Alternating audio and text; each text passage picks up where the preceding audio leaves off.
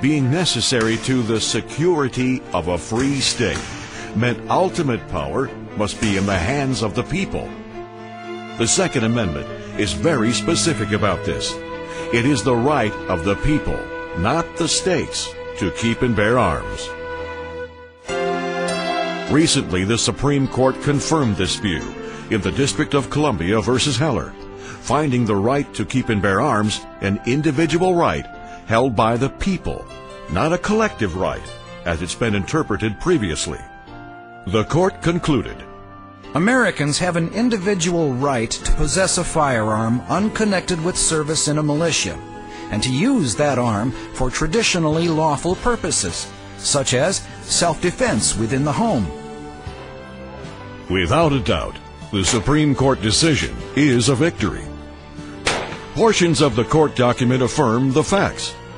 The individual right to self-defense. Individual rights shall not be infringed. The correct interpretation of a well-regulated militia. But other portions of that same court document contradict the facts. Like most rights, the Second Amendment is not unlimited. It is not a right to keep and carry any weapon whatsoever, in any manner whatsoever, and for whatever purpose. Clearly, the controversy is not over. The decision speaks from both sides of the mouth and leaves the door wide open to misinterpretation.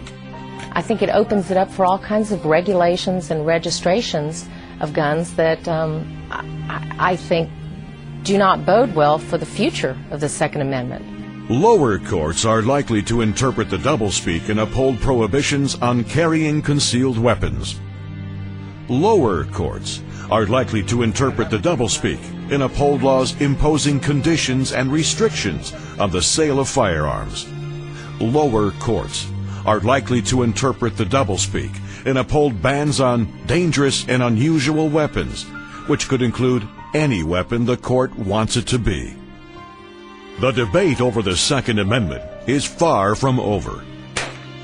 Ultimately, we, the people, must decide what's more important, our unalienable rights or what the Supreme Court decides are our rights.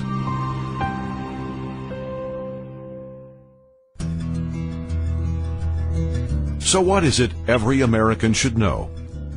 Gun control laws have been in existence for hundreds of years. Gun control infringes on individual rights that have been in existence for thousands of years. Gun control is necessary when one group of people wants to control or dominate another group of people. Gun control is usually popularized by myth. You know, we constantly hear these myths about gun control out there. There's a myth that gun control saves lives. I'm a perfect example of the fact that that isn't true. There's a myth that we'd be safer with fewer guns. We have to have guns in the right hands. There's a myth that countries with gun control laws have lower crime. There's a myth that carrying concealed weapons leads to higher crime and accident rates. It's not true. And registering guns, in my opinion, it's always the precursor to confiscation, which means that I can't protect myself or my family. There is much evidence that proves more guns in the hands of more law-abiding citizens actually deters crime and lowers the homicide rate. Registering guns does little to keep guns out of the hands of criminals. Many cities with the strictest gun control laws often have the highest crime rate per capita. When criminals have guns and law-abiding citizens are disarmed, who are the gun control laws really protecting? It's about rights, and as long as you are exercising your right in a responsible manner, I don't think we should be placing regulations upon how you exercise that right.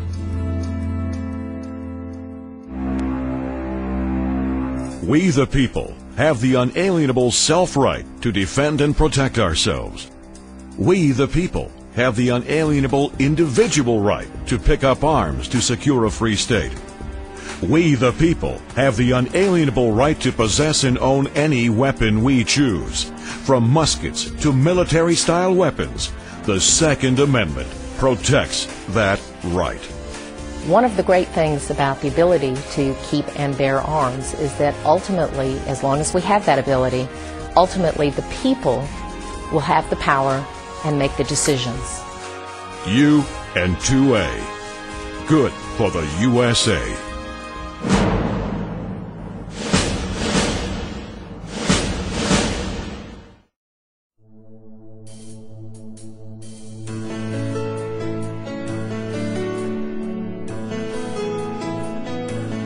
It's your right, your responsibility, defending life, defending liberty, from kings and tyrants, murderers and thieves.